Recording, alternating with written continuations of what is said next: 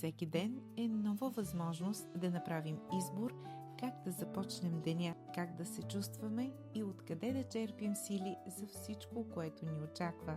Често този избор започва с храната, която приемаме. Храненето е много повече от навик. То е нашият начин да се грижим за себе си и да осигурим необходимата подкрепа на тялото, ума и настроението си. Всеки хранителен елемент играе важна роля в нашето благосъстояние. Въглехидратите ни дават енергия, необходима за движение и мислене. Белтъчините са от съществено значение за изграждането и възстановяването на нашето тяло. Мазнините не само, че осигуряват устойчивост, но и подкрепят работата на мозъка.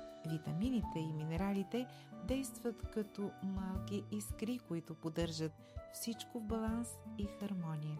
Важно е да разберем, че няма универсална формула или строги правила. Съществува баланс, естественият баланс между различни вкусове и храни, които ни правят по-леки и спокойни, а мислите ни по-ясни. Не става въпрос за забрани или ограничения, става въпрос за избор. Избор да дадем на тялото си това, от което има нужда. Да се вслушаме в себе си и да открием своя ритъм и мярка. Всеки ден имаме шанса да се погрижим за себе си, да се заредим с енергия и да се чувстваме по-ведри и устойчиви. Здравословното хранене не е мода или списък с строги правила. То е форма на грижа, която показва уважение към нашето тяло и ни помага да бъдем живи, будни и пълни с енергия всеки ден. И в този избор се крие нашата сила. Когато изберем да се храним с уважение към себе си, ние избираме не просто по-здравословен ден, а по-смислен живот.